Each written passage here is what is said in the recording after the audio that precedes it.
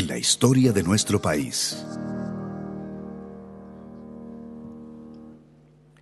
Buenos días. Chuta, parece que es lunes. Buenos días. Eso, muy bien. Un aplauso, hay más de 500 estudiantes en este salón de honor. Y también quiero saludar a aquellos que tuvieron, debido a la efusividad, la energía, las ganas de estar aquí, hay algunos que también están en la sala de sesiones al lado. Y para ellos también démosle un aplauso a los niños y niñas que están también en la sala de sesiones.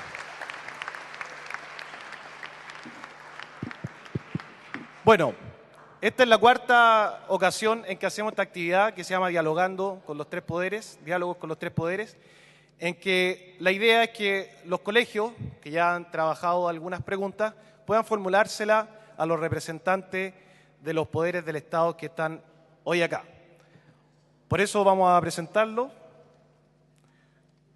Muy bien, partimos entonces con el presidente del Senado, don Carlos Montes. Le damos la bienvenida, por favor.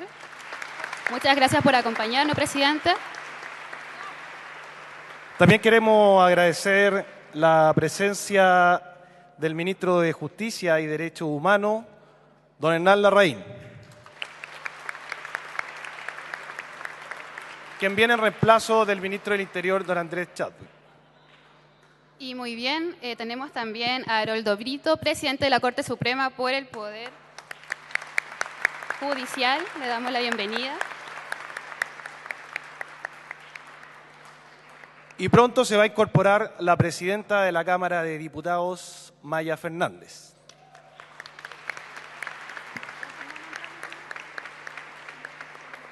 También quiero pedirles un fuerte aplauso al diputado Francisco Undurraga, que hoy nos está acompañando aquí también.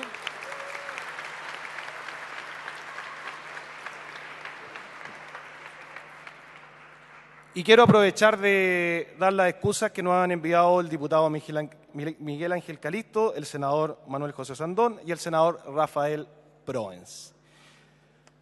Les cuento brevemente cómo va a ser la dinámica. Nosotros vamos a ir señalando los colegios y la idea es que cada colegio, un estudiante, representante del colegio, pueda hacer la pregunta a alguno de los tres poderes según lo que nosotros vayamos señalando. Hoy día nos acompañan 30 colegios, un poco más de 30 colegios, así que vamos a tratar de que al menos todos puedan participar con una pregunta. No los vamos a mencionar a todos ahora, lo vamos a hacer después, en un breve corte que vamos a tener, para que partamos inmediatamente ofreciéndole la palabra al presidente del Senado, don Carlos Montes. ¿Partimos nomás? Ya, perfecto. Entonces vamos a saludar a los colegios participantes. Al Liceo Gabriela Mistral, al Colegio Costa Rica. También saludamos al Colegio Guillermo Sañartu, a la Escuela Abate Molina, a la Escuela Fray Camilo Enrique, a la Escuela Fernando Alessandri, al Colegio Maestra Elsa Santibáñez. Saludamos también a la Escuela Luis Galdames, al Liceo José de San Martín y a la Escuela Arturo Alessandri Palma. Al Liceo Betsabe Ormazábal, ahí está el liceo, a la Escuela Inglaterra, el Colegio República de Francia, al Liceo Rosa Esther Alessandri Rodríguez, al Liceo José Toribio Medina, a la Escuela República de Austria, a la Escuela Básica Salvador Sanfuentes. A ver si los siguientes le ganan. La Escuela Básica República de México. La Escuela Santa Fe. Saludamos también a la Escuela Angelmo, al Liceo Carmela Silva Donoso y a la Escuela Villa Sur. Ahí tenían barra. ¿Dónde? Villa Sur. El establecimiento Ciudad de Barcelona. La Escuela Territorio Antártico. El Colegio Educacional San Joaquín. A la Escuela Confederación Suiza, al Liceo 7 de Niñas y a la Escuela La Victoria Pedro Aguirre Cerda. La Escuela Irene Frey. Cuidado, cuidado en la orilla, no queremos... La idea es que se vuelvan todos al colegio. ¿Dónde queda Aurora de Chile, o no? No me había quedado claro. Escuela Aurora de Chile. Aplausos para la Escuela Aurora de Chile. El Liceo Augusto Dalmar. Al Colegio Poetas de Chile y a la Escuela Uruguay. Bienvenidos todos. Si hubo alguna omisión, pedimos disculpas. Después lo vamos a mencionar. Ya, vamos a comenzar entonces.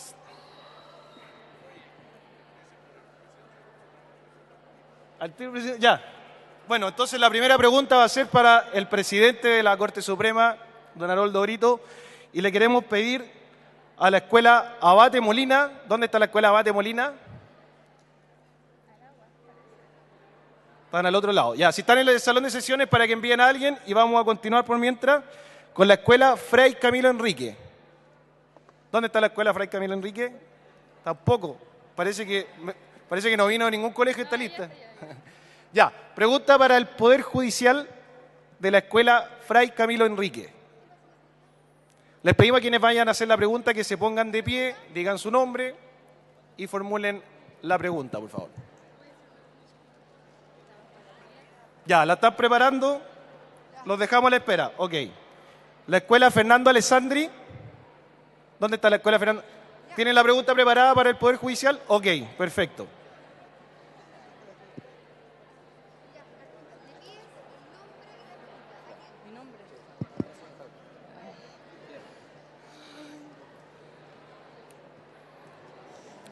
Tu nombre y la pregunta. Les pedimos silencio, por favor. Me llamo Isidora García y la pregunta es, ¿cuál es el cargo que ejerce cada uno? ¿Cuál es el más difícil?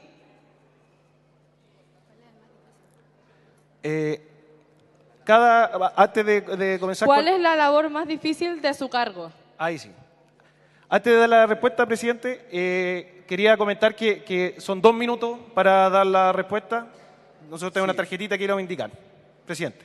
Gracias. Un gusto estar acá, como primera cosa decirlo. Preguntan por los cargos que representamos cada uno de nosotros. ¿Sí?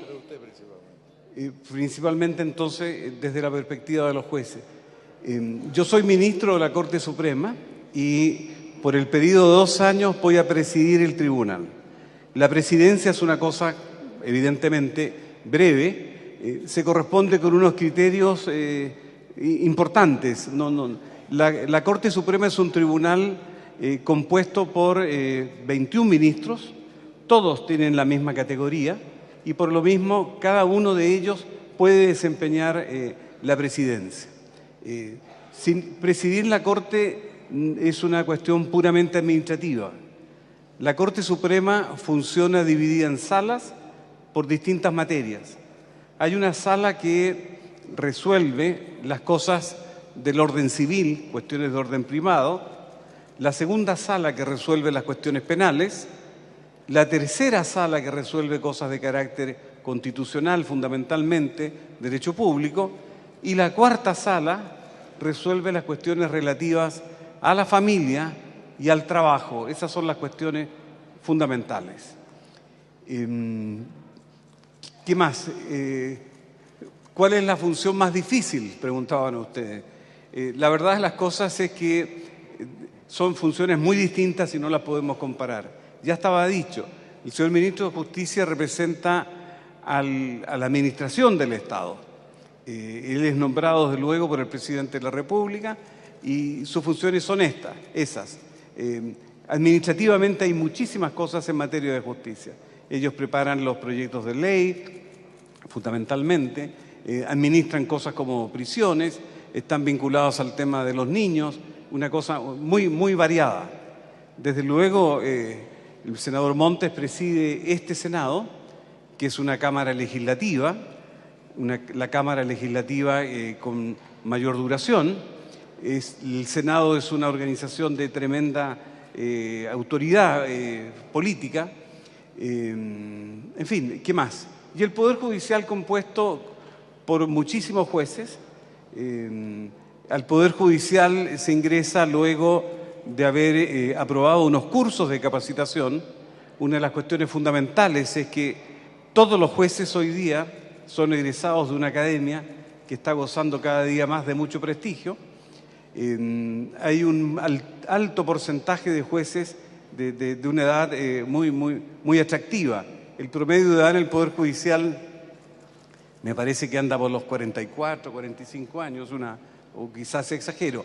Pero se ha generado una enorme cantidad de jueces jóvenes que es muy atrayente. La carrera judicial hoy día es atractiva por distintas razones. Técnicamente el derecho ha progresado muchísimo y esa es una muy buena condición. Listo. Gracias.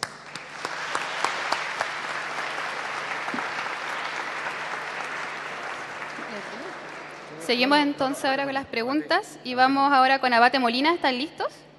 Muy bien. ¿Para qué poder judicial? Muy bien, vamos.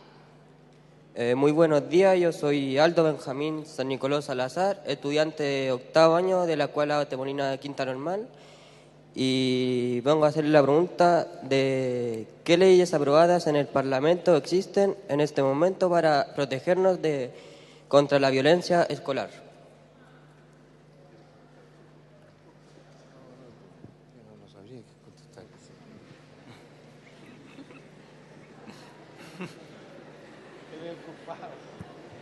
Bueno, buenos días. Yo represento al gobierno, al Poder Ejecutivo. Soy el ministro de Justicia y Derechos Humanos, como se ha dicho. Respecto del tema que se ha planteado, está este proyecto que ha sido muy discutido, el proyecto de Aula Segura, que ha surgido precisamente a raíz de las inquietudes por actuaciones concretas en algunos liceos muy emblemáticos, en donde han habido episodios de mucha violencia que se ha hecho y que se ha ejercido a veces en contra de alumnos o de profesores o de los propios bienes y patrimonio de esos establecimientos. Ese proyecto motivó mucho debate incluso en el Parlamento, se contradijo a la propuesta del Ejecutivo con uno distinto, pero finalmente yo diría que después de conversaciones se advirtió que era necesario tener algún proyecto que efectivamente pudiera darle seguridad a los estudiantes para ejercer su derecho a estudiar, para que los profesores también pudieran ejercer su autoridad y las responsabilidades que le corresponden, y para que sobre todo hubiera convivencia escolar, y que cada vez que algún alumno o alumna se sale de lo normal y toma caminos de violencia, puedan haber procedimientos internos que impidan el ejercicio del derecho a estudiar.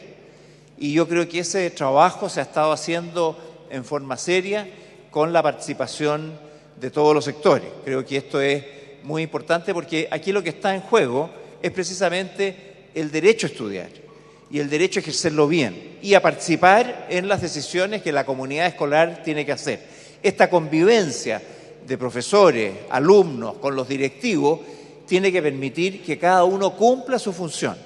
Todos decimos, lo más importante que hay hoy día es la educación. Vivimos en la sociedad del conocimiento. El que no se sube al carro del conocimiento queda fuera del curso de la historia. Entonces la educación es clave y Chile todavía no ha logrado estándares muy elevados en su calidad de educación. Tenemos entonces que saber mejorar nuestra convivencia para que este ejercicio del derecho a educarse nos permita ser y participar en la sociedad del futuro. Gracias. Muchas gracias, ministro. Quiero contarles que todo lo que está ocurriendo acá está siendo transmitido en vivo vía streaming por TV Senado, a quienes les queremos agradecer y dar un aplauso también por el trabajo que ellos hacen. Y toda esta grabación va a quedar en la plataforma web de TV Senado. Ustedes pueden buscarla en tvsenado.cl para que puedan revisarla posteriormente si así lo quieren. Bueno, vamos con el colegio maestra Elsa Santibáñez para el Poder Legislativo. ¿Dónde está el colegio maestra Elsa Santibáñez? Ah, están al lado. Ya, los vamos a invitar a que preparen la pregunta y la traigan. Por mientras, la escuela Luis Galdames. Escuela Luis Galdames, allá. Para el Poder Legislativo, por favor. Allá atrás. Uno de ustedes, ¿quién va a ser el...? Eso, ahí, ya, ahí hay un... Yo vengo de... Tu nombre, por favor, y curso y la pregunta. Mi nombre es Warner Monsalves, del curso octavo B del Colegio Fray Camilo Enríquez, y mi pregunta es, ¿cómo debemos resguardar los derechos humanos hoy en el país? Bueno, yo soy Carlos Montes, soy presidente del Senado. Agradezco la pregunta, es bien amplia, podríamos ser cualquiera de los tres lo que la contestáramos.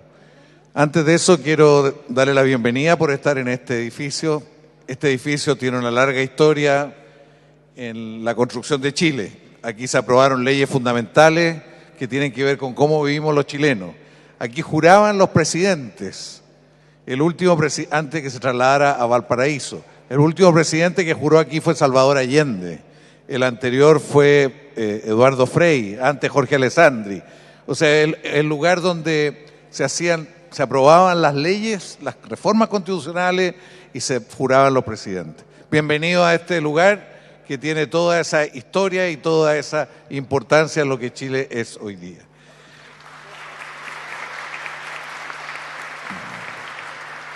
Me preguntan sobre los derechos humanos y las leyes de los derechos humanos. Este ha sido un tema muy tenso entre nosotros, pero desde el 90, desde que se restablece la democracia, se empieza a legislar y a tratar de enfrentar distintos problemas de nuestra historia, de las violaciones de los derechos humanos, así como un orden futuro que respete los derechos humanos. En estos días hemos tenido un problema bien específico y muy serio, que es el problema del pueblo mapuche, que se refleja una situación que tenemos que enfrentar y superar. Aquí fallece un joven, y fallece un joven producto de una acción policial que no sabemos todos los antecedentes, pero en definitiva el pueblo mapuche considera que sus derechos humanos no son respetados adecuadamente y la mayor parte de nosotros considera que tenemos que reconocer en nuestra Constitución al pueblo mapuche, que tenemos que asegurar soluciones de fondo y hay distintas políticas y programas que hasta ahora no han tenido todos los resultados que se requieren. Los mapuches son parte de esta nación, son un pueblo específico, que hay que respetar los derechos humanos como de cualquier ciudadano. Respecto al tema específico de las violaciones a los derechos humanos durante la dictadura, todavía tenemos situaciones que no hemos logrado llegar al fondo. Hay 1.000 detenidos desaparecidos en este momento que no sabemos qué ocurrió con ellos. Y las familias de esas personas siguen buscándolo, quieren saber qué pasó con sus familiares. Y es un derecho de ellos a saberlo, pero no hemos logrado encontrar los antecedentes, ni la justicia, ni las leyes, ni el Ejecutivo, para llegar a saber de ello. Yo personalmente también tengo amigos que son detenidos desaparecidos, amigos que en su momento nunca se supo más de ellos. Solo supe de uno, que fue compañero de curso también de Hernán, de colegio, que era Juan Maino, que en definitiva estuvo en Colonia Dignidad, fue asesinado ahí, enterrado ahí, desenterrado, quemado, botado a un río, pero él ya tiene a 6 condenados por los hechos. Fueron condenadas las personas que hicieron eso. Bueno, sobre derechos humanos lo que le puedo contestar bastante más específico, un tema bastante más amplio, pero creo que es parte de lo que los chilenos en el dolor aprendimos y creemos que es fundamental tener una cultura muy fuerte de derechos humanos y eso ha ido creciendo entre nosotros. Muchas gracias.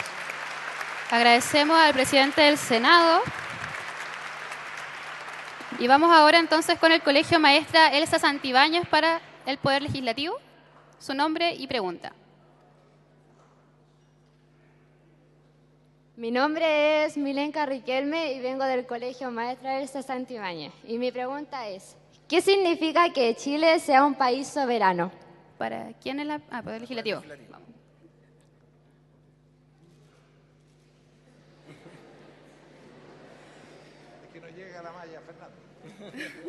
Bueno, es una pregunta muy importante, muy de fondo.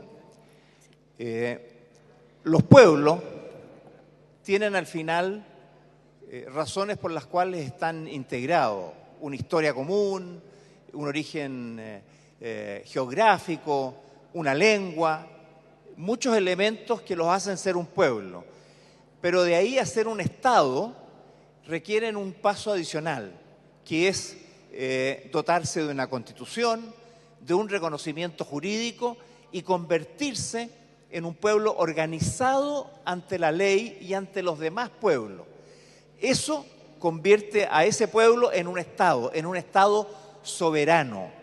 Soberano quiere decir que ese pueblo es el que se dicta sus propias reglas, sus propias leyes, es autónomo, se maneja y se gobierna a sí mismo y es equivalente a otros estados que hacen lo propio.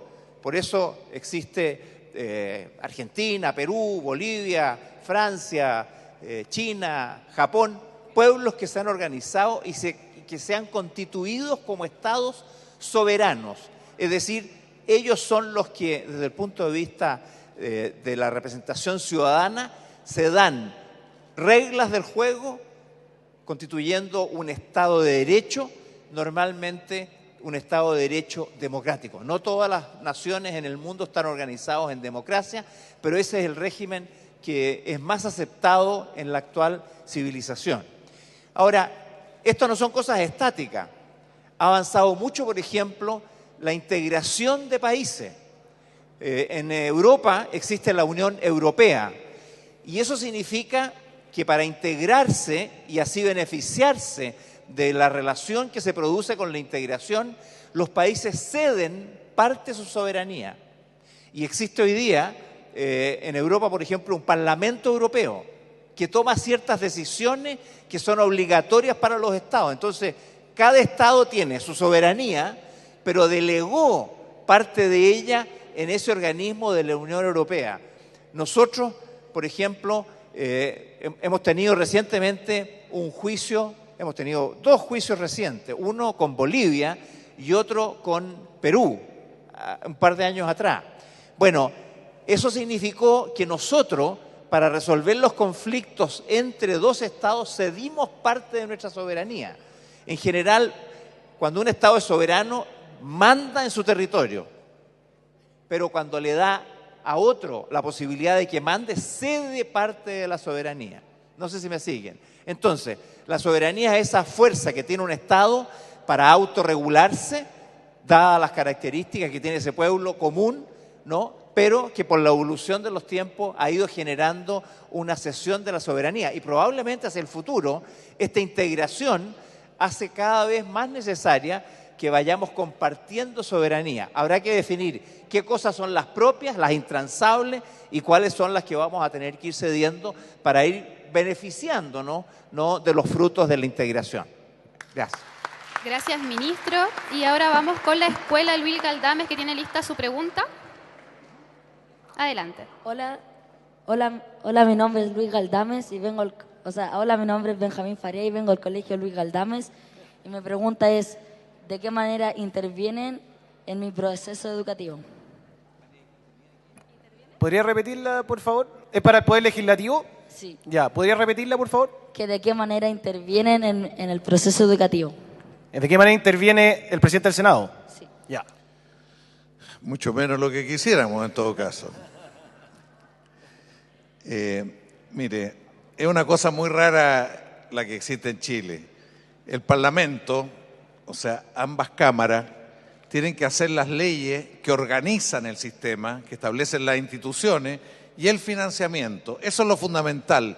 Dentro de la institución hay ciertos conceptos, pero el contenido de la educación en Chile se resuelve en el Consejo Nacional de Educación. Una cosa que no es así en todos los países. Normalmente el que discute si la filosofía está o no está en el programa, por ejemplo, o orientaciones generales, en otros países es el Parlamento. En Chile esto, por alguna razón de la historia que no conozco bien, se le transfirió a un consejo y el Parlamento no lo tiene que hacer. Toda la parte curricular la ve este consejo, lo que está bien, pero los contenidos y objetivos fundamentales también la ve este Consejo Nacional de Educación. Recién hemos estado en una tremenda discusión el último año sobre cómo se organiza.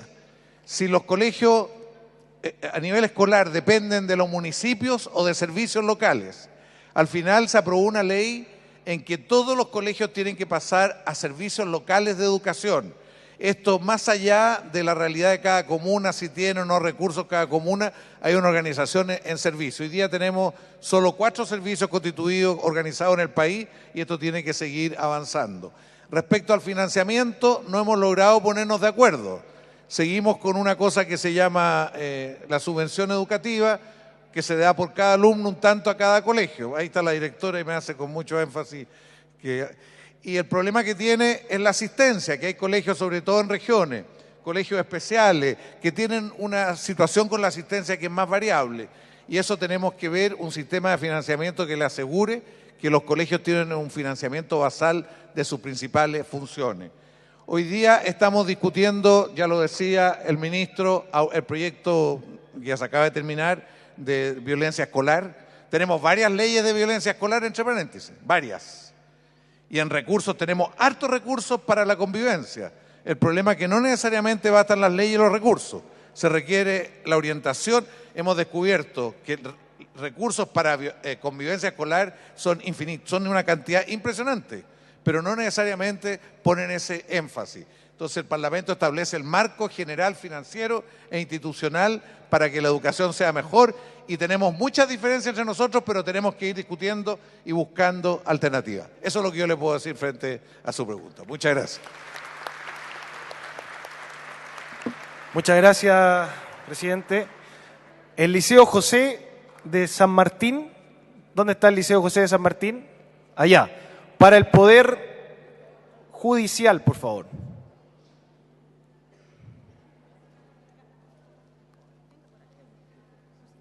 De pie, por favor, y tu nombre y la pregunta.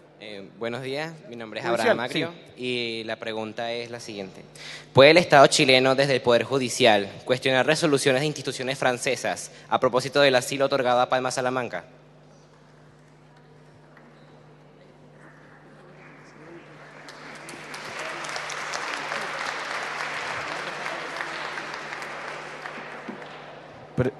Presidente, por favor.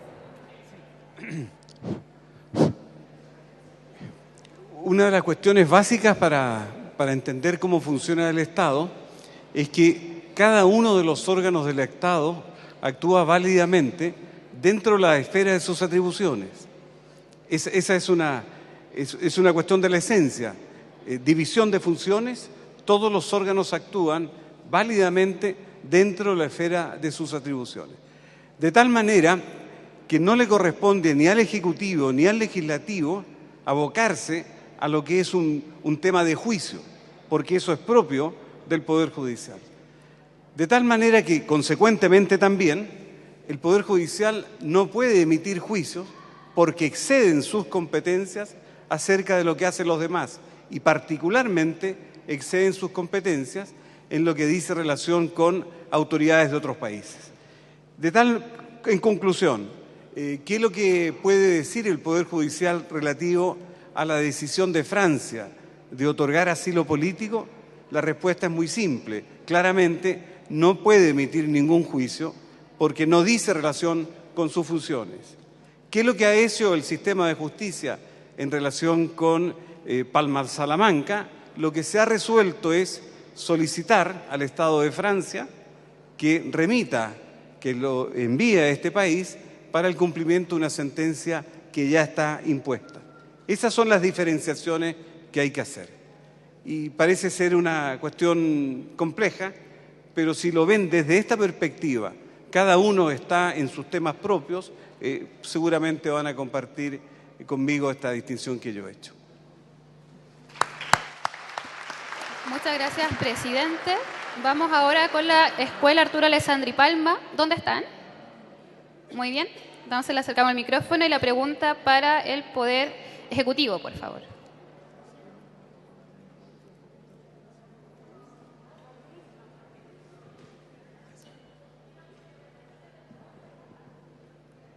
Buenos días.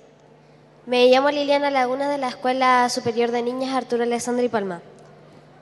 Hace poco se rechazó el aumento de recursos para los organismos colaboradores del Sename, así excusándose que no se le puede prestar más aporte a estas instituciones si han vulnerado los derechos de los niños. ¿Cómo el Estado se pronuncia con respecto a este tema, ya que ni siquiera se presta una formación previa a los funcionarios de estas instituciones?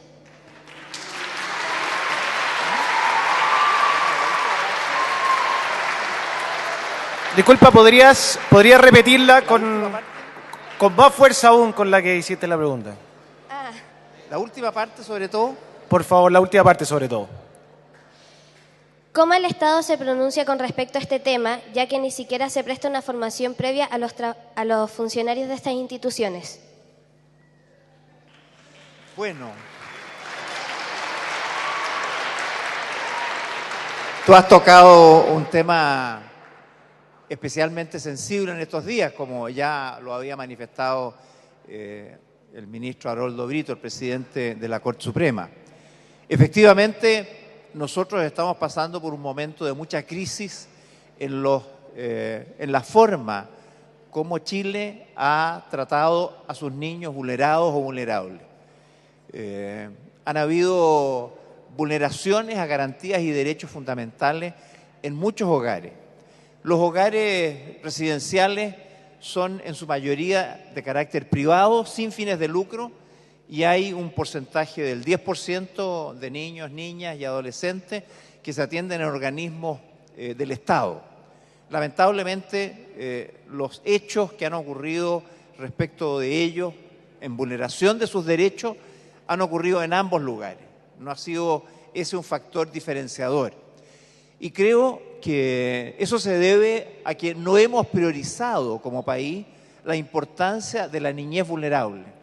Y esto es algo que estalló hace algunos años atrás, cuando en un centro, el CREAT Galvarino, muere Lisette Villa, una niñita de 16 años, y muere por abuso, por violencia, que se está investigando hoy día por el Poder Judicial y el Ministerio Público, en forma aparentemente más que negligente.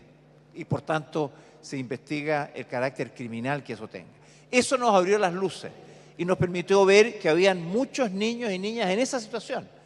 Y nos ha estado obligando a trabajar en forma muy sistemática. Eso ya lo empezó a hacer el gobierno de la presidenta Bachelet al crear la Defensoría de la Niñez, la Subsecretaría de la Niñez y otros organismos. Y el actual gobierno del presidente Piñera ha tomado, como él ha dicho, a los niños, ponerlos, niños, niñas y adolescentes, en el primer lugar de la fila, como primera prioridad. Y eso nos está llevando a una serie de proyectos. Se hizo un acuerdo por la infancia, invitando a todos los sectores con el propósito de hacer sentir que este no es un problema de este gobierno o del otro gobierno, de este sector político o del otro, o de estas personas o de estas otras. Es de todos nosotros, porque hemos fallado como Estado en ese sentido. Y Naciones Unidas hizo un informe muy crítico de la forma como Chile ha hecho esto. ¿Qué cosas se están haciendo en concreto? Se está cambiando el Sename se va a terminar, apenas salgan los nuevos servicios, va a haber 2 servicios que lo va a reemplazar, uno para la niñez vulnerable o vulnerada y otro para los infractores de ley, que son entre 14 y 18 años. Estos 2 servicios van a reemplazar al Sename y adicionalmente se van a cambiar los sistemas de intervención, de cómo trabajar con cada uno de estos niños. Hemos tenido un problema puntual que espero que se arregle, que nosotros, mientras se cambian estos sistemas, hemos como gobierno planteado la necesidad de subir la subvención del Sename.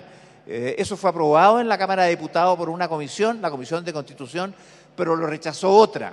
Mañana esperamos que se revierta esa situación, porque no tiene sentido obstaculizar, darle mayores recursos a los organismos colaboradores en sus centros residenciales. Ese esfuerzo es un esfuerzo que merece más recursos, más atención y, por cierto, mejorar los estándares de calidad. Estamos trabajando, estamos haciendo una auditoría niño por niño, niña por niña, adolescente por adolescente, para asegurar sus derechos, para asegurar que no va a ser nunca más maltratado ni abusado. Creo que eso es fundamental. Y, por cierto, eso requiere de mayores recursos, pero acompañado de estándares de calidad que le garanticen a ese niño que va a ser bien recibido, bien acogido, que va a tener futuro. Quiero decirle, sí, que ha pasado una cosa también triste, porque ya que estamos frente a colegios, perdón que me tome un segundo más, pero uno de los problemas que tienen a veces los niños del Sename es que cuando van a las escuelas, a veces particulares, a veces públicas, no son bien recibidos, son como estigmatizados porque son del Sename. Esto hay que cambiarlo también. Nosotros tenemos todos que hacer lo mejor posible, porque si han llegado a esa situación es porque le falló su familia y en consecuencia el Estado. Todos nosotros tenemos que hacer un esfuerzo especial de acogida para darles también a ellos mucho futuro. Gracias. Gracias, ministro, por su completa respuesta. Y están acá los representantes del Liceo Betsabé Ormazábal. ¿Están por acá? Liceo Betsabé. Arriba. Que baje uno. Baje uno y mientras lo esperamos vamos con otro. Ya, mientras esperamos vamos con Muy bien, vamos entonces con el Colegio República de Francia. ¿Tenemos más cerca a su representante? Muy bien, ya. Vamos entonces con la pregunta para el Poder Legislativo.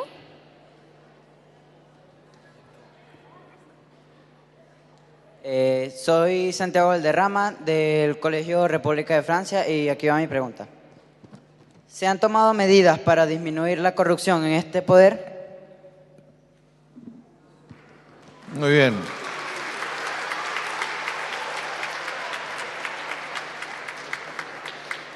Me pregunta si se han tomado medidas para prohibir la corrupción en el Poder Legislativo. Esa es la pregunta, ¿no es así? No, es si se han tomado medidas drásticas como leyes que eviten que este sistema sea claro y transparente. Muy bien. Bueno, es una muy importante pregunta y quiero decirles que hay una gran preocupación en el Parlamento de hace mucho tiempo por esto. Han habido distintas leyes en distintos momentos, pero quiero partir destacando una en que uno de los autores, el senador, Hernán Larraín, actual ministro de Justicia cuando era senador, que es justamente una ley de transparencia, una ley que obliga a que todos los servicios tengan que poner un conjunto de información a disposición de quien lo solicite. Y quien de ustedes que quiera saber algo de un ministerio puede pedirlo a un ministerio o a reparticiones públicas o al Parlamento mismo. Eso se creó una ley, no voy a explicar los detalles, pero lo importante es que hay una ley de transparencia. ¿Cuántos países del mundo tienen esto? Muy poco. Y fuimos pioneros en América Latina, hasta donde yo sé, pioneros, los primeros que incorporamos esto. Todo encuentra su manera de eludir, etcétera, pero se va mejorando esta ley, incluso ahora hay un proyecto de ley que busca mejorarlo aún más. Esto no es lo único que hicimos. Después del problema de la relación entre las campañas políticas y las empresas, todo el caso de SQM, se recordarán ustedes, la reacción en Chile fue una reacción de enfrentar las causas de esto y preocuparse de hacer una ley para que esto no se repitiera. Y tuvimos acuerdo entre todos los sectores y sacamos en el gobierno pasado una agenda de probidad que se llamaba, una agenda, en que lo que se buscaba era impedir que hubiera corrupción, tal como usted señala, y por lo tanto impedir que las empresas en definitiva entregaran recursos a las campañas y a su vez que el Estado financiara en parte las campañas, y no solo las campañas, sino que la política en general. Esto es algo también muy duro, muy estricto, quizás es la legislación más estricta del mundo, pero eso se creó. Y yo quiero hacer un llamado a ustedes a que lo piensen. En Chile se reaccionó rápidamente frente a los casos de corrupción para evitar que se repitieran y a su vez para que hubiera sanciones más fuertes, incluso que pudieran perder el cargo quienes hayan hecho algo de este tipo. Esto fue rápido. En otros países no ha ocurrido eso, lo que a nosotros nos obliga a seguir perfeccionando, seguir profundizando. Las campañas hoy día son distintas producto de este hecho. ¿Nos faltan más elementos? Sí. Acabamos de salir de una ley sobre cohecho, ¿no es cierto?, que se eleva las sanciones a quien le paga a un funcionario para que haga una gestión a favor de una empresa o de una actividad o de un negocio. Y eso también se acaba de aprobar y también se acaba de aprobar por unanimidad. O sea, hay mucha conciencia en el Parlamento chileno de que la corrupción está carcomiendo la democracia en muchos otros países y que nosotros teníamos que reaccionar rápido y a fondo para que eso no se diera acá. Y yo creo que eso es importante, a lo mejor le digo a los directores, a los profesores, que se estudia, porque los parlamentarios no son corruptos, puede haber algunos casos de corrupción, pero yo les puedo decir con mucha propiedad de que aquí hay gente muy honorable que ha dedicado su vida en la historia de Chile, pero también en los últimos años a tratar de construir mejores leyes para que los países sean mejores. Y es muy importante que tengamos estas leyes y seguiremos avanzando. Eso es lo que les puedo decir. Muchas gracias. Muchas gracias, presidente. Antes de pasar a la siguiente pregunta, le queremos pedir al les queremos pedir a la Escuela Santa Fe, que está en la sala al lado, que prepare una pregunta para el Poder Judicial y la pueda traer. Y también le queremos pedir a la Escuela Aurora de Chile que pueda preparar una pregunta para el Legislativo para que también la hagamos acá. Bueno, vamos entonces, teníamos pendiente el Liceo Betsabé Ormazábal. Buenas, soy del Colegio Betsabé Ormazábal de Alarcón, Sebastián Rengifo es mi nombre, y mi pregunta va para Carlos Montes. La pregunta es la siguiente: ¿cuál es la intención del Poder Ejecutivo para dar solución al conflicto territorial del pueblo mapuche?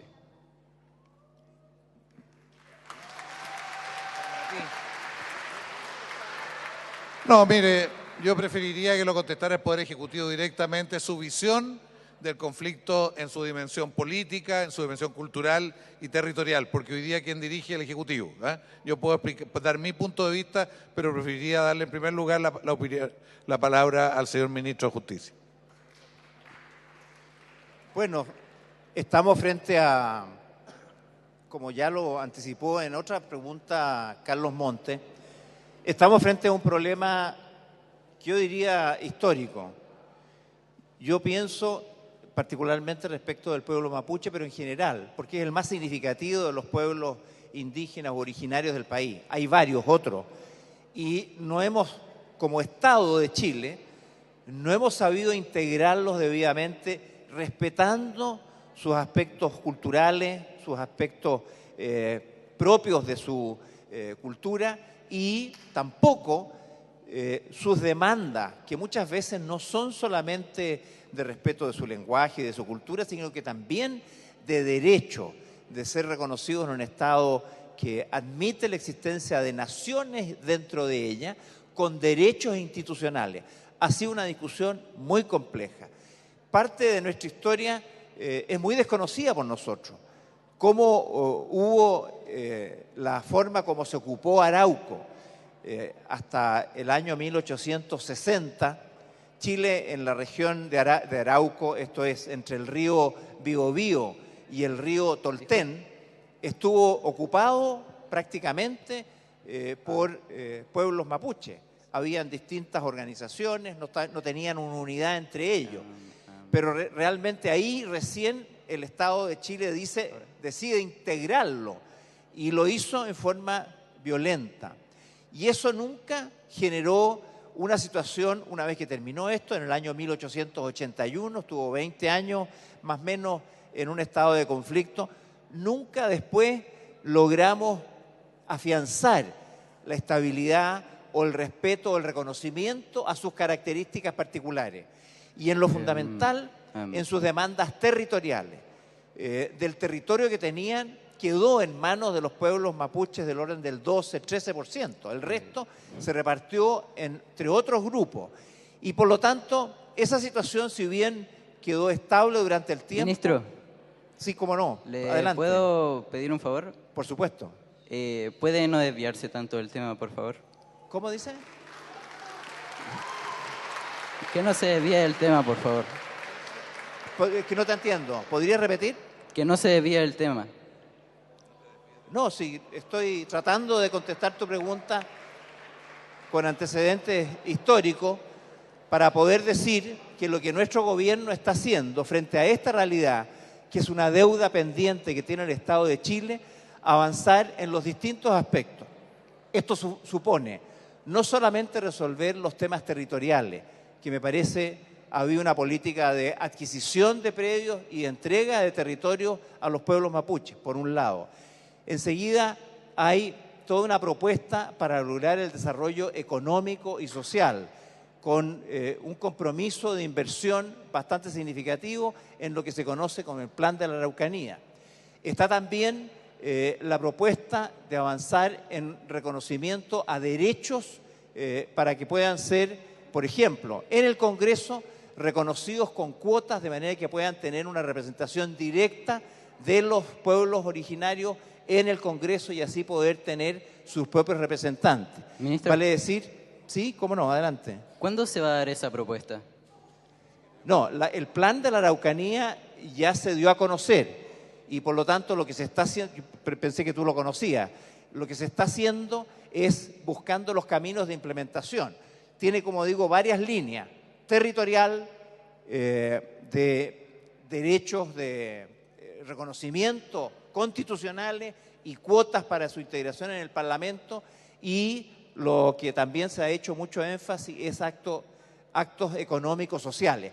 Ahora, yo creo que lo que ha ocurrido estos días es muy trágico, muy lamentable, pero espero que sirva para realzar la necesidad de una mayor urgencia en el avance para poder construir una integración de estos pueblos a nuestra institucionalidad, reconociendo su autonomía, reconociendo sus derechos en un Estado unitario que los acoge, que los integra de una manera como no lo ha hecho nunca en el pasado. Gracias. Muchas gracias, ministro. Tenemos que... A ver, me preguntó a mí muy breve. Primero, yo Carlos, quiero reiterar lo que se ha dicho. Primero, nosotros necesitamos reconocer en la Constitución la existencia de los pueblos indígenas en Chile. Esto lo hemos discutido mucho. No hemos logrado la mayoría suficiente en el Parlamento. Primer punto. Segundo, está esta idea que ha crecido el apoyo a que una parte de los parlamentarios, los senadores y los diputados, sean elegidos directamente en representación de los pueblos indígenas, para que haya no ser representados a través de otros, sino que de manera directa. En tercer lugar, en materia de tierras, el plan que existe, que ha existido, se requiere perfeccionar, pero se requiere seguir con él adelante, porque como ha dicho el ministro, aquí se les quitó las tierras, se les robó las tierras a los indígenas y tiene que haber un proceso de recuperación. Y junto a todo esto, un gran respeto a la cultura indígena, a los indígenas en su trayectoria, en su identidad, en su historia. Y eso, la verdad, cultural es fundamental. Y finalmente, estas políticas sociales que nos ha dicho el ministro, que se han hecho en distintas etapas, en educación, en salud, en vivienda, pero que necesitamos profundizarlas y hacerlas mejor. Eso es lo que le podría contestar. Muchas gracias, presidente. Y tenemos entonces ya la Escuela Santa Fe. ¿Tenemos? ¿Todavía no? Sí. Ya, muy bien. Vamos.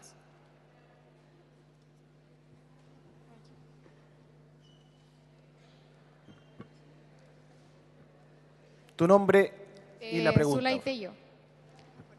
Zulay Tello. La pregunta es, siempre se dice que los políticos de Chile ganan mucho dinero. ¿Es muy caro hacer las leyes que deben ganar tanto para poder hacerlo?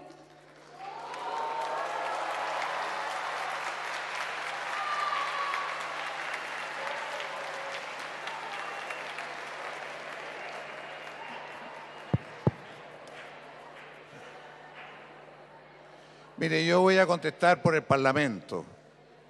Efectivamente, hoy día la dieta parlamentaria son 9 millones de pesos mensuales. Descontado impuestos, estos son alrededor de 6 millones de pesos mensuales y algo más. Esto está muy por encima de los sueldos que hay en el país, ¿ya? Esto es más o menos equivalente a los sueldos de un gerente, no el gerente general, porque eso a veces ganan mucho más. Está un gerente del área comercial o de ciertas áreas. Es mucho, yo personalmente creo que es mucho y esto podría ser menor, ya esto es una discusión que siempre hemos tenido. Hay otros que piensan que no debe haber incluso. En la historia de esto, voy a decir con nombre y apellido, pero en el año 90 se decía que la dieta era muy alta y que había que bajarla mucho, eso lo decía Jaime Orpiz y Carlos Bombal, estuvieron 2 años diciendo que había que bajarla. La verdad es que ser parlamentario significa no solo los recursos para sus gastos, sino que también tuvo que ver con las campañas, también tiene que ver con las actividades y las iniciativas que toman. Sin embargo, yo comparto de que esto es necesario nivelarlo y repensarlo porque está muy alto respecto a las remuneraciones generales de la sociedad. ¿Cuánto gana un parlamentario? Exactamente lo mismo que un ministro. Exactamente lo mismo, así lo dice nuestra ley orgánica, gana lo mismo, esto viene establecido. ¿Cómo? Y lo mismo el ministro de la Corte Suprema. O sea, ganamos más o menos lo mismo, pero el ministro gana un poco más. Ya, no. Todos ganamos. Legalmente es la misma remuneración a los tres. En todo caso, en un país con la desigualdad que Chile tiene, esto es muy fuerte. En todo caso, en el origen de esto está la desigualdad de este país, que es algo inaceptable, la desigualdad. Y todos tenemos que tener conciencia, primero, que Chile no fue siempre así. Y segundo, que Chile es uno de los países más desiguales del mundo. Y la desigualdad es un desafío de todos. ¿Cómo hacemos un país más equilibrado en ingresos, en ciudad, en salud, en educación y en muchas cosas? respecto a cómo nosotros tendríamos que cambiar esta situación, supondría un acuerdo parlamentario mayor y del gobierno. Eso es todo. Muchas gracias. Muchas gracias, presidente. Le queremos pedir ahora a la Escuela Aurora de Chile que haga su pregunta. Les pedimos silencio, por favor, y les vuelvo a pedir que tengan cuidado con los que están en el segundo piso con la orilla, por favor. Mi nombre es Leonardo Rivas. Soy taller Alimentación 2. ¿Cuáles son las medidas que contempla la Ley de Inclusión Social en cuanto a trabajo y educación? Muchas gracias. Muchas gracias por la pregunta. Mire, queremos pedirle a quien nos ha acompañado todo este rato, el diputado Undurraga, que él conteste a partir de su propia experiencia y visión. Diputado. Muchas gracias. Demos un aplauso cariñoso a quien nos ha estado acompañando todo este rato. Aló, aló, aló. Ahí sí. Muchas gracias por tu pregunta. Una pregunta que en lo personal para mí es muy importante. Existen dos acciones que se están trabajando en paralelo que son muy importantes. Primero, la inclusión educacional para las personas con algún grado de discapacidad. Nosotros desde el Estado creemos que no podemos construir guetos en los cuales se aísle a las personas discapacitadas, sino lo que tenemos que hacer es integrar a todas las personas discapacitadas, digamos, en la sociedad. Somos parte de la sociedad de los discapacitados, tenemos mucho que decir y estamos aquí para colaborar y construir nuestro país. Y en ese sentido hay que seguir insistiendo, lo mismo que decía el senador Montes en relación, o el ministro, en relación a las personas del Sename, el ministro Larraín, en relación a las personas del Sename, ustedes son los llamados a generar la inclusión. Existe hoy día el soporte legal para generar inclusión a nivel educacional. Lo existe. Depende de los grados, evidentemente, de discapacidad. Ahora bien, ¿qué hacemos nosotros una vez que como sociedad educamos a las personas con discapacidad? Tenemos que darles la solución de poder ser útiles a la sociedad y poder trabajar y ser un aporte mayor una vez que salen de los liceos, de las escuelas, de los colegios especiales. Y tenemos que tener como sociedad la capacidad de acoger, y para eso se generó una ley que tiene sus deficiencias, por cierto, que es la Ley de Inclusión Laboral, que señala que una de cada 100 personas en una empresa, o sea, si una empresa tiene más de 100 personas, a lo menos una tiene que ser discapacitada. Hoy día se está trabajando, las leyes no solamente se implementan por el acto de la ley o la publicación de la misma, sino a través de los reglamentos que cada uno de los ministerios realiza para que estas leyes se puedan implementar. Y en materia laboral se está generando el reglamento para que las personas podamos, y hablo podamos porque yo también soy discapacitado, podamos ejercer nuestro legítimo derecho a trabajar en empresas con más de 100 personas a través de acompañamiento, a través de inclusión, para que la inclusión adentro de la empresa sea, uno, con el sueldo que corresponde al trabajo que se realiza en igualdad de condiciones, y dos, las condiciones físicas donde uno desarrolla el trabajo sean las mejores para poder tener todas las potencialidades. En mi caso particular, yo he desarrollado trabajos de inclusión laboral de discapacidad y créanme que todos los discapacitados de Chile tienen algo que decir, algo que aportar, y la ley se va a mejorar, se está mejorando, pero es un buen impulso para poder hacer inclusión, que es lo que a nosotros nos interesa. Muchas gracias. Gracias, diputado, por su completa respuesta. Vamos ahora con la pregunta del Liceo Rosa Esther Alessandri Rodríguez. ¿Están sus representantes en la sala? Acá adelante. Vamos con la pregunta para el Poder Judicial. Vamos entonces con pregunta para el Ejecutivo.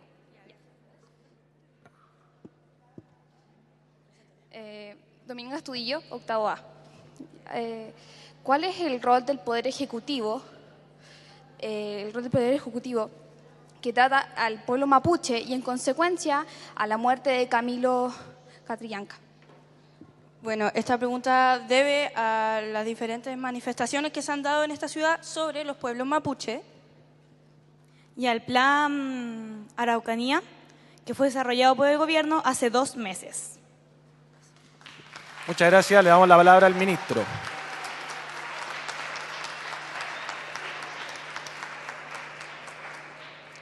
Yo creo que ustedes están tocando un tema que ya hemos conversado y que, por cierto, quizás lo único valioso que tiene esta tragedia que ocurrió por la muerte de este joven Camilo Catrillanca es que estamos hoy día preocupados por el pueblo mapuche. Y yo espero que eso signifique en lo específico respecto de este joven que se haga justicia. Se han elaborado ya 3 procesos que se están desarrollando para averiguar qué es lo que pasó ahí. El asalto a los profesores, el asesinato aparentemente de este joven Catrillanca y la obstrucción a la justicia, porque un carabinero que tiene como misión grabar lo que se está haciendo, parte de los protocolos, que lo graba pero después destruye lo grabado, lo que hace es impedir que se haga justicia, porque destruye una prueba que puede ayudar a esclarecer qué fue lo que pasó. Hay 3 procesos que se están siguiendo y lo que el gobierno ha hecho es tratar de avanzar desde el primer día para esclarecer estos hechos. Lamentablemente, aquí han habido informaciones contradictorias y en eso lo que ha ocurrido al interior de Carabineros nos tiene a todos muy preocupados, porque si bien es una policía seria, profesional y responsable, y es la que tiene que llevar adelante todo lo que dice en relación con el orden público, ha cometido errores. Y en estos procedimientos han sido demasiado evidentes. Por eso es que el gobierno tuvo que dar de baja a 4 carabineros, un coronel y un general, porque fallaron en los procesos de investigación. Y eso, que se puede entender como un reconocimiento de un error, es también un actuar transparente.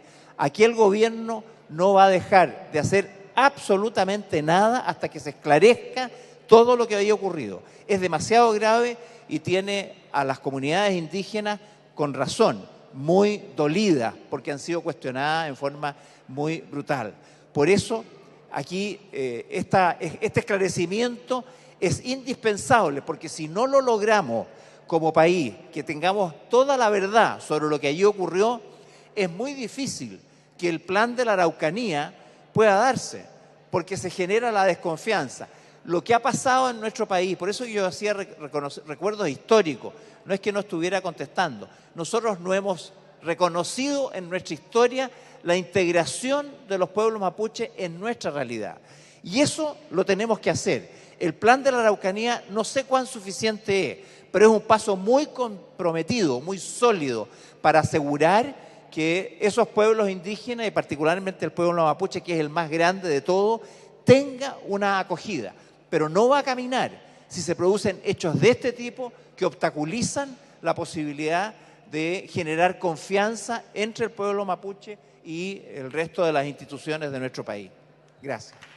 Muchas gracias, ministro. Le queremos pedir al Liceo 7, que entiendo está en el segundo piso, que prepare una pregunta para el Poder Legislativo. Y ahora le vamos a pedir al Liceo José Toribio Medina, ¿dónde está? Por favor, pregunta para el Poder Judicial.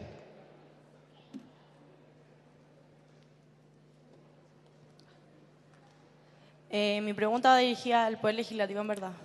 No sé si se puede hacer.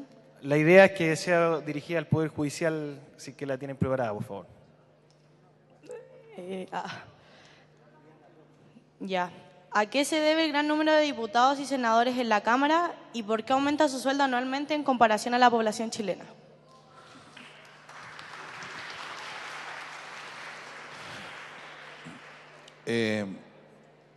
Yo entiendo que detrás de esta pregunta hay una bronca por lo que antes hablábamos de que en el Parlamento hay un sueldo alto respecto a lo que son los sueldos en el país. Pero quiero aclarar, no se sube todos los años, esto viene establecido por una ley que existe hace, no sé, 30 años, un poquito menos de 30 años existe esa ley, nunca se ha modificado lo que es. Lo que sí, la reajustabilidad al sector público se le aplica también en algunos años a los parlamentarios.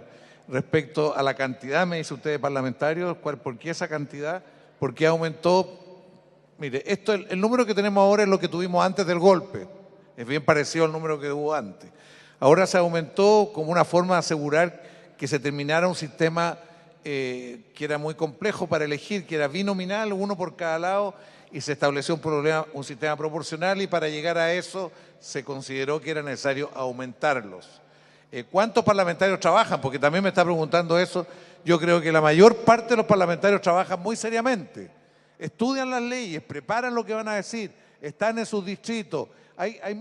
Siempre hay un porcentaje probablemente que trabaja menos, pero el grueso trabaja y trabaja seriamente, y los que no responden después no son elegidos. Así es la democracia, ¿ya? Pero la representación la tienen de esa manera.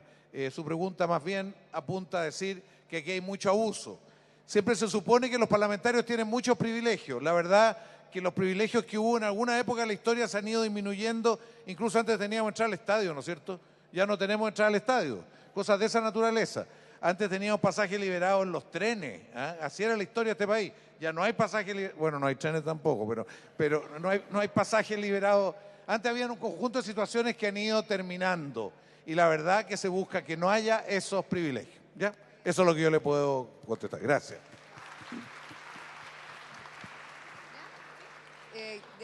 Antes de darle la palabra al Liceo 7, le queremos ofrecer la palabra a la Escuela Salvador Sanfuentes. ¿Dónde está la escuela? Después vienen ustedes. Al Poder Judicial, por favor. Mi nombre es Alejandro Correa y mi pregunta al Poder Judicial es porque el juzgado se basa totalmente en lo socioeconómico y en el apellido, ya que al juzgar a diferentes personas, por ejemplo, con robos mayores así como fraude, arresto domiciliario, etcétera, pero con robos simples como robos, asaltos o atracos, los mandan a la cárcel. Todo se basa en el poder socioeconómico que tú tienes. ¿Por qué pasa eso y por qué no hasta ahora se ha cambiado? Muchas gracias.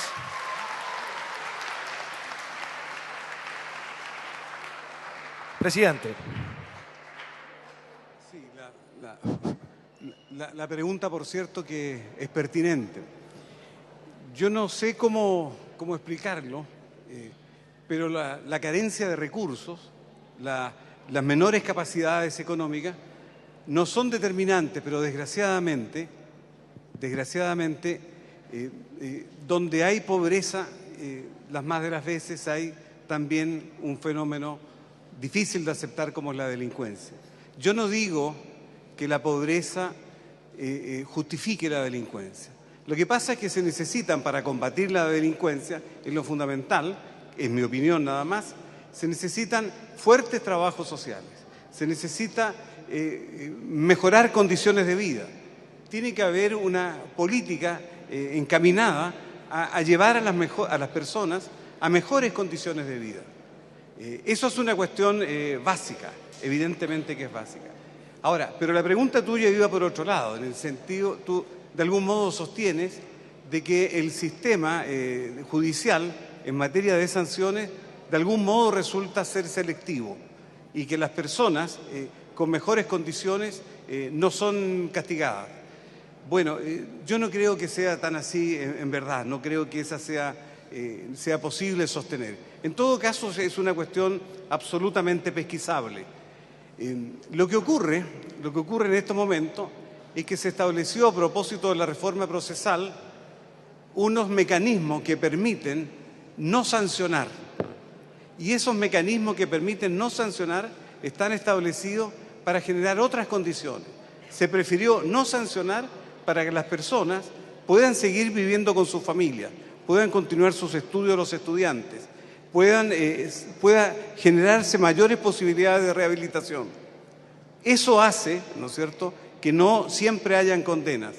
Ahora, si tú vinculas algunas personas de conocimiento público que no son sancionadas a penas efectivas, indudablemente que hacen hacer la suspicacia de que las personas con mejores condiciones sociales reciben un trato privilegiado. Pero eso no es así. Si tú revisas estadísticas, hay un alto número de personas que no cumplen efectivamente sus penas porque la opción jurídica y social fue rescatarlos y no llevarlos a las prisiones. La intención es rescatar a la persona y no generar condiciones negativas que produzcan efectos de este orden más tarde. Esa es una opción, legal por cierto. Yo sé que es un poco complejo de entender el tema, pero la verdad es esa. No hay discriminación, no habría tiempo para eso. Pero tu pregunta es muy válida y la agradezco. Muchas gracias, presidente.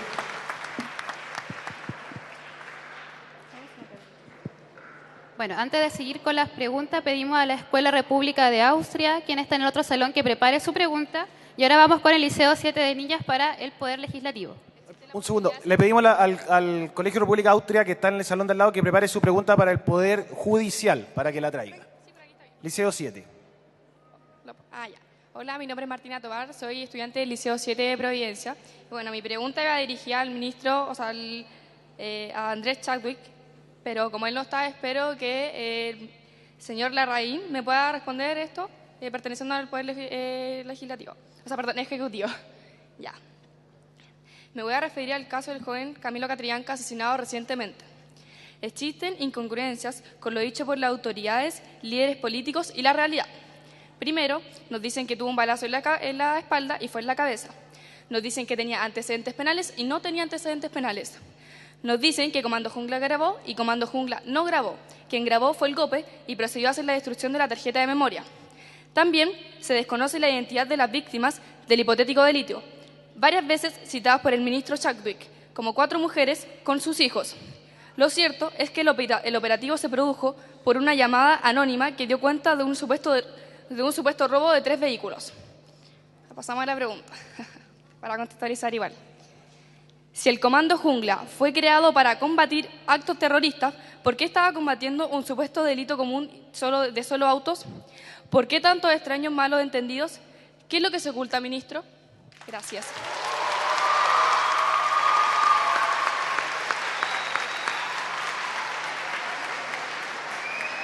Muchas gracias. Le damos la palabra al ministro de Justicia para que pueda responder. Bueno, yo advierto en la pregunta y en la reacción de todos ustedes que hay mucha inquietud y sobre todo quizás decepción porque no se ha podido esclarecer bien lo que ha ocurrido. Y yo comparto que han habido errores de información, quizás apresuramientos en dar explicaciones. Por ejemplo, se dijo que este joven Catrillanca tenía antecedentes penales y no los tenía. Lo que tenía era antecedentes judiciales porque había sido formalizado por la receptación de un vehículo hace un par de meses atrás. Eso no es un antecedente penal. Él estaba siendo objeto de una investigación y en esa investigación fue formalizado. Correcto, no tiene antecedentes penales y fue un error haberlo dicho. Y en ese sentido creo que hubo un error grave. También esta actuación de la policía, que dijo que no había grabaciones y en circunstancias que las había. Finalmente se supo que las había y que las habían destruido. Esa información, por cierto, constituyó un engaño de Carabineros a sus superiores y de sus superiores al gobierno, al ministro del Interior o al subsecretario o a ambos. Y efectivamente todo eso lo que va es generando una nube de dudas. Y yo creo que en eso que ustedes dicen tiene razón. Aquí no ha sido claro el procedimiento y por eso que hay tanta desconfianza. Y yo creo que eso es lo que nosotros tenemos que hacer. Pero quiero también decir que el ministro Andrés Chadwick ha sido transparente. Supo que le habían dado una información equivocada en la tarde y antes de un sábado a las 6 de la tarde, el sábado a las 6 de la tarde y el domingo a las 9 de la mañana informó al país de que había sido objeto de esa mala información, rectificaron, dieron de baja a los carabineros, tomaron medidas. Aquí no hay ninguna voluntad de ocultamiento, por el contrario, le interesa al gobierno, igual que a todos los chilenos, saber la exacta verdad de lo que ocurre. Ahora, este comando, que es Comando Jungla, es un nombre de fantasía. Son una sección de los grupos de operación especial, del GOPE. Es un sector que se ha establecido allá. Y funciona porque la situación es muy compleja. Según la información, yo repito la información que he recibido porque tampoco me puedo hacer cargo de ella, pero la información es que hay sectores dentro de la Araucanía en donde la tensión es muy alta y cuando van carabineros no son bien recibidos. Son recibidos en forma agresiva, hostil y muchas veces con violencia. Y por eso que va este grupo, que no es un grupo antiterrorista como tal, sino que es un grupo preparado para situaciones especiales. Y por eso, cuando se dirigieron a Temucuicui y vieron que podían tener represalia, entonces llamaron a este grupo. Ahora, lo que no es efectivo dentro de las inquietudes que tú has planteado es que no se sepa quiénes son las profesoras que fueron asaltadas. Eso sí se sabe. Están perfectamente individualizadas y no se ha dado a conocer su identidad por razones de protección, pero están individualizadas, están declarando ante la Fiscalía e incluso, a pesar de que originalmente no quisieron hacer declaraciones públicas, ya han hecho declaraciones públicas. Pero para que ustedes estén tranquilos, este gobierno no puede sino decir toda la verdad que le llegue a su conocimiento y no puede sino exigir toda la verdad a las policías, a los fiscales, a los jueces y a las personas de las comunidades que estuvieron ahí, porque hubo un asalto a un grupo de profesoras a quienes les quitaron sus vehículos. Eso es efectivo. Hubo también una persecución y de ahí se originó el tiroteo que finalmente le costó la vida a este joven que pareciera no haber tenido ninguna vinculación con el hecho del asalto y robo de esos vehículos. Son dos cosas que aparentemente se cruzaron y que le costó la vida, lamentablemente, a ese joven. Son hechos muy lamentables que esperamos que se esclarezcan, porque no va a quedar posibilidad alguna de ocultamiento, dada la preocupación que hay en la región, en Chile, y yo diría hoy día incluso a nivel internacional. Así que el único camino es la verdad total, le cueste la pega al que le cueste. Esa es la cuestión. Muchas gracias, ministro. Tenemos que pasar al Colegio República de Austria, que tenemos que pasar al siguiente colegio. Disculpa. Es que estamos... Ya, pero mira, escúchame un segundito. Sí, te propongo que hagan una pregunta más para que podamos darle el paso al Colegio República de Austria. Muchas gracias. ¿Okay? Gracias. Vale.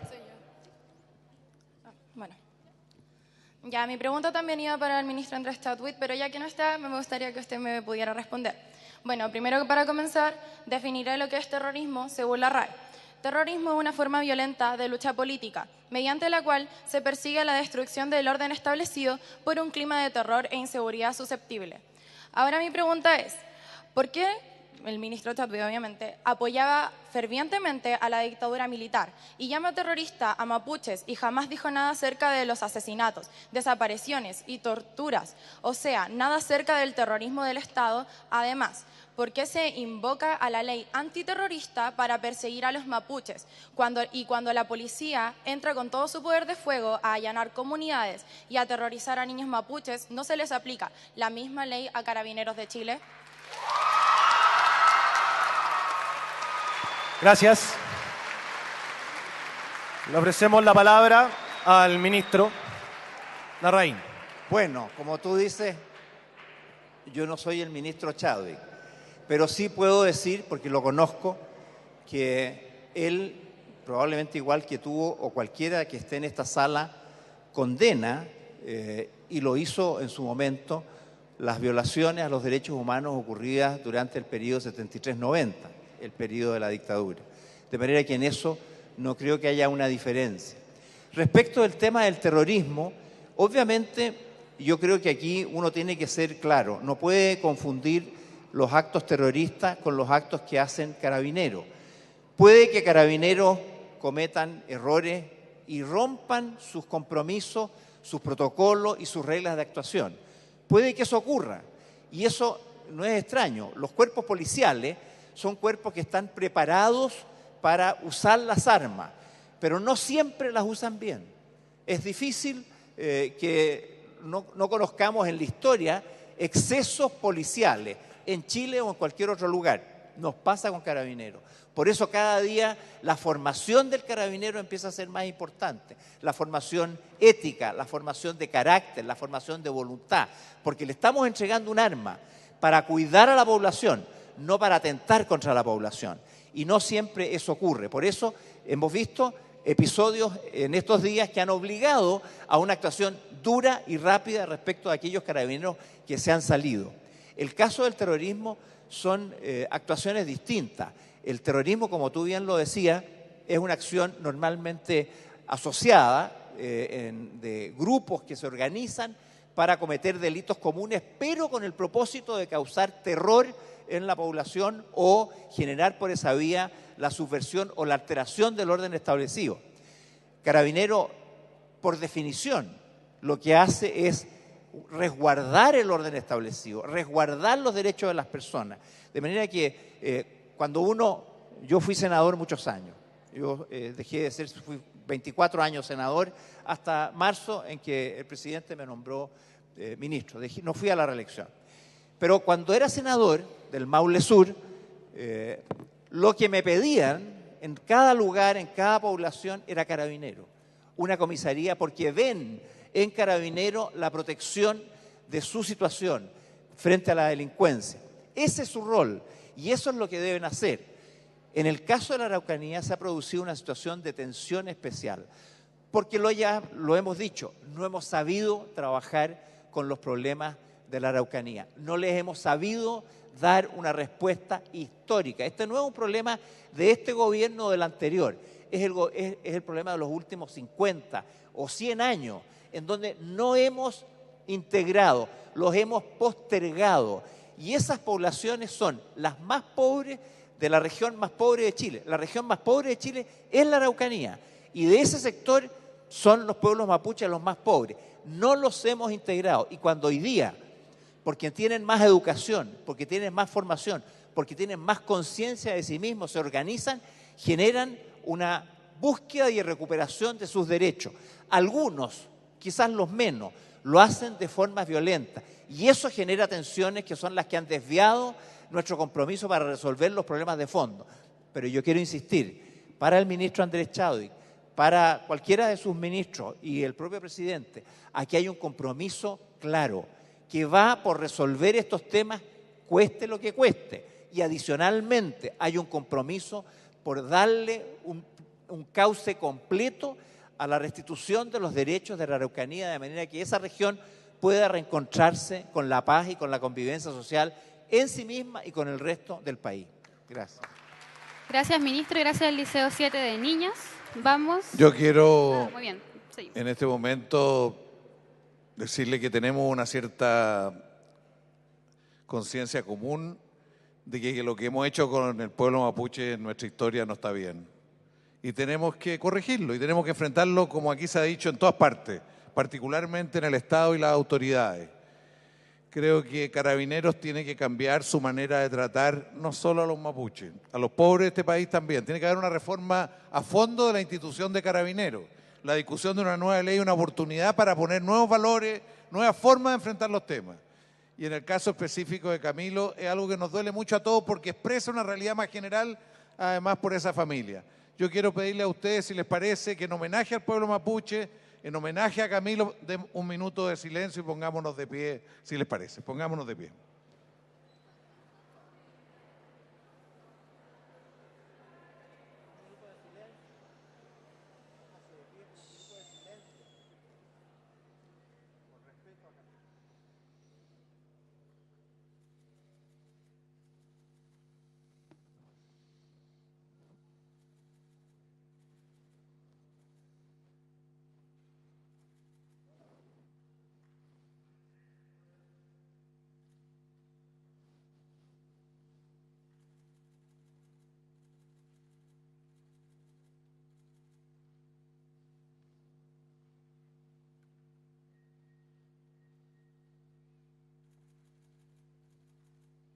Bien, muchas gracias.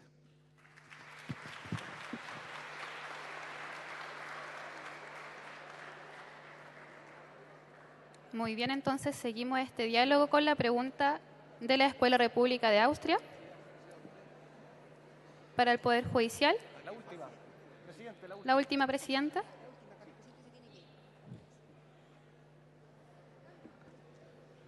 Buenos días a todos y a todas. Yo soy Zafra Canales del séptimo B y él es Javier Zúñiga del octavo A. Bueno, considerando esta pregunta para los tres poderes del Estado, que los tres podrían respondérmela, ¿existe la voluntad política de los tres poderes del Estado para devolver los territorios al pueblo mapuche? En este caso, ¿de qué forma se podría realizar? ¿A través de qué forma se llevaría a cabo? Gracias. ¿Se puede repetir la pregunta, por favor, con un poquito más de fuerza y energía? ¿Existe voluntad política de los tres poderes del Estado para devolverle los territorios al pueblo mapuche? ¿De qué forma se podría realizar? ¿A través de qué forma se llevaría a cabo? Muchas gracias.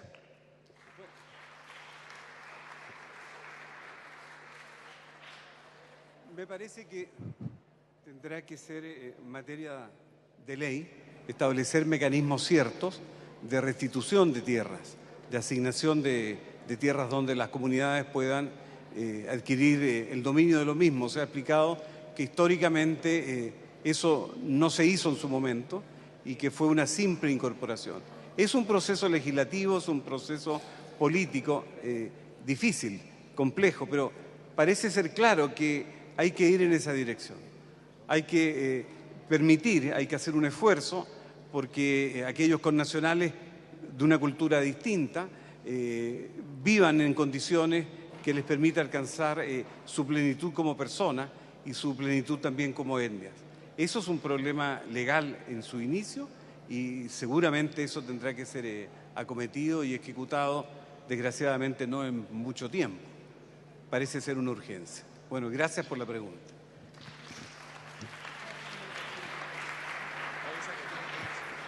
Despedimos con un fuerte aplauso al presidente de la Corte Suprema, señor Haroldo Brito, ministro. Muchas gracias por su participación en la jornada de hoy. Ofrecemos la palabra. No, es la misma reflexión, ministro. A ver, yo solamente podría agregar que este tema de la devolución de territorios, como tú la planteas, no es algo fácil, porque esto ocurrió en la década del 80 del siglo XIX. Ahí fue cuando se produjo la ocupación y se le quitaron territorios a muchas comunidades indígenas. Esos fueron entregados de distintas formas. Por ejemplo, se le entregaron a veteranos de la Guerra del Pacífico en compensación por su servicio. Se trajeron colonizaciones extranjeras y se les dieron beneficios en esas tierras. Han habido 1000 transacciones desde entonces a la fecha y por lo tanto, a pesar de que uno podría definir un cierto territorio donde estaban asentados los pueblos mapuche, hoy día las relaciones jurídicas han cambiado la realidad del panorama de esa zona. Y por lo tanto, lo que se empezó desde la década del 90 en el gobierno de Patricio Aylwin, en el primer gobierno después del retorno a la democracia, fue una compra por parte de CONADI, la Corporación Nacional de Desarrollo Indígena, compra de territorio para ir terrenos, para ir traspasándoselos a comunidades indígenas. Y han habido muchos procesos en ese sentido y probablemente ese camino se va a continuar haciendo. Pero hay que hacer una estructuración más ordenada, de manera de poder territorializar de mejor forma ese proceso. Yo no me atrevo a decir, porque no tengo los antecedentes para decir, mira, así se va a hacer la devolución de los territorios, porque no es una decisión que uno pueda tomar de un día para otro por lo complejo que son las relaciones. Ya esos territorios han pasado por muchas manos dentro de la ley, bajo compromisos legales. A lo mejor el primer adquirente no lo hizo bien, pero ya los siguientes han sido todos hechos en conformidad a la ley y por lo tanto son personas que han adquirido en conformidad a nuestras reglas del juego sus terrenos. Yo pienso que este es un proceso, por lo tanto, que tiene que hacerse territorializando el problema, pero en conjunto con estos otros aspectos. Aquí hay un tema territorial, hay un tema de desarrollo económico y social, y hay un tema institucional. El territorial es el que estamos hablando, cómo tener en su relación con la tierra, que es muy profunda en el pueblo mapuche, eso es lo que significa el amor a la tierra, la expresión mapuche, la conexión con la tierra, y por lo tanto hay que darle una solución. Pero también necesitamos entender que se requiere un desarrollo económico social. Yo ya decía que estas son las comunidades más pobres de los más pobres del país. Y por tanto ahí necesitamos desde compromisos educativos, técnicos, de vivienda y de salud y de distintos aspectos sociales, asegurar la plena capacidad del pueblo mapuche para poder desarrollarse en conformidad a las reglas del desarrollo contemporáneo. Ahí hay un esfuerzo que se está haciendo, pero todavía es insuficiente en lo que se ha planteado. Y el otro pilar, por así decirlo, territorial, desarrollo económico social, es el que dice relación con lo institucional, asegurar su reconocimiento constitucional, su forma de darle mayor autonomía a sus propias organizaciones. Eso también exige una mayor unidad. En el funeral de Camilo Catrillanca fue importante lo que decían los distintos dirigentes, que es necesitamos unidad, porque hay miles de comunidades y no hay una estructura jerárquica que uno diga aquí está el que manda, el que tiene todas las decisiones. ¿Cómo lograr unidad de criterio y una sola mirada? Es algo que también importa para poder asegurar una institucionalidad que le permita a esos pueblos tener una expresión más unitaria, más clara, y que se puedan expresar así en su relación con el resto de las instituciones chilenas. Gracias. Queremos aprovechar al ministro Larraín también de despedirlo, agradecer la presencia hoy día y también por haber respondido las preguntas que se han formulado. Muchas gracias por este tiempo, lo felicito por su interés. Lamento no ser Andrés Chadwick para contestarle las preguntas de él, pero creo que siempre estaremos nosotros como gobierno comprometidos con lo que ustedes han dicho. Y yo me llevo la inquietud por este enorme sentimiento que he percibido en ustedes por el pueblo mapuche, por el caso de Camilo Catrillanca, y valoro mucho que esta juventud tenga ese compromiso con los pueblos mapuches. Gracias. Yo también, para ir cerrando, quiero decirle que para nosotros como Senado esta es una actividad muy importante. Es importante porque nos permite conocer mejor las inquietudes que tienen los jóvenes, que tienen ustedes. Tenemos otras actividades que buscan lo mismo en distintas maneras. De hecho, estamos visitando colegios, hicimos esto mismo en Valparaíso. Esta es la 4ª vez que se hace. Y lo que aquí se expresa, las sensibilidades son claras y son fuertes. Hoy día, respecto al pueblo mapuche, el último encuentro que hubo en Valparaíso fue sobre el aula segura. Y así, antes fue sobre la justicia. Yo lo que quiero decirle es que nos hubiera gustado seguir con muchas preguntas y haber seguido adelante, pero tenemos que ponerle ciertos límites por distintas exigencias. Profesores, alumnos, nuestro continente y el mundo está viviendo un tiempo especial. Algunos dicen que la democracia está crujiendo, está con problemas. La democracia tiene dificultad para resolver situaciones. O sea, lo que está ocurriendo en este momento en Nicaragua, que se transformó en una dictadura. Lo que está ocurriendo en Venezuela, que se transformó en una dictadura. Lo que está ocurriendo en el caso argentino con todos los casos judiciales o en el caso peruano con 5 presidentes procesados. Lo que está ocurriendo en Brasil con la elección de un señor Bolsonaro que es contrario a muchas de las instituciones democráticas y a la democracia y que cuestiona muchos de los avances que nuestra sociedad ha tratado de ir asumiendo. ¿Qué nos obliga a esto? Nos obliga a fortalecer la democracia, a más democracia, a mejor democracia en todas partes. Y nosotros como Senado y como Congreso lo que tratamos es mejorar por la vía, entre otras cosas, de tener una mejor relación con la ciudadanía, oír más a los jóvenes, conversar más con los jóvenes y muchas otras actividades que estamos realizando. Es por eso que les agradecemos que hayan estado aquí esta mañana. Para nosotros es un aprendizaje, se transmite por nuestro canal. Otros parlamentarios también lo van conociendo y vamos aprendiendo a tener un diálogo distinto. Y le diría a ustedes, jóvenes, la sociedad chilena necesita más voz de los jóvenes, que expresen su visión de cómo hay que mejorar el Congreso, cómo hay que mejorar los partidos, cómo hay que mejorar los municipios, cómo tienen que ser más democráticos y más expresivos de la ciudadanía. Eso necesitamos para tener una mejor democracia y ese es el sentido profundo de tener diálogos como este. Muchas gracias por haber estado con nosotros y esperamos que esto se repita. Muchas gracias.